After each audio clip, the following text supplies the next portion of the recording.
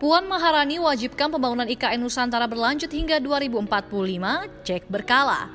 Ketua DPR Puan Maharani mengatakan Undang-Undang Nomor 3 Tahun 2022 tentang Ibu Kota Negara atau IKN Nusantara menegaskan bahwa pembangunan IKN harus dilaksanakan hingga 2045.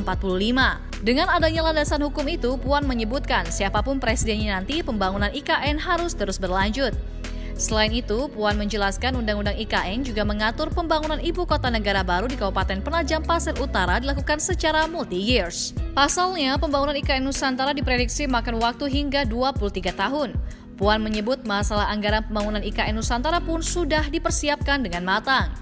Lebih jauh, Puan mengatakan visi pemerintah untuk membangun IKN Nusantara sudah jelas. Ia menekankan DPR untuk mendukung visi pembangunan ibu kota negara baru.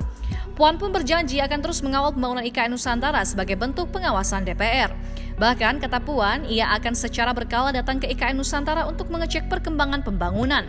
Puan percaya pembangunan IKN Nusantara bukan hanya sekedar proyek imajinasi. Sebelumnya, Presiden Joko Widodo mengatakan pembangunan ibu kota negara di Kalimantan Timur bakal terus berlanjut meski masa pemerintahannya akan berakhir pada 2024. Ia mengatakan pembangunan IKN dijamin oleh Undang-Undang Ibu Kota Negara yang disetujui oleh mayoritas fraksi di Dewan Perwakilan Rakyat.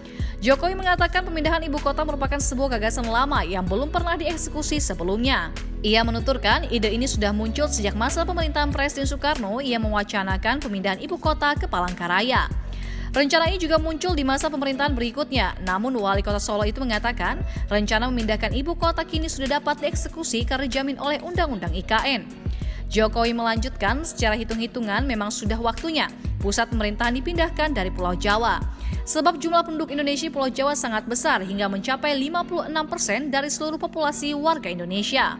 Sementara dari sisi ekonomi, 58% produk domestik bruto berada di Pulau Jawa, sedangkan Indonesia memiliki lebih dari 17.000 pulau. Makasih sudah nonton, jangan lupa like, subscribe, dan share ya!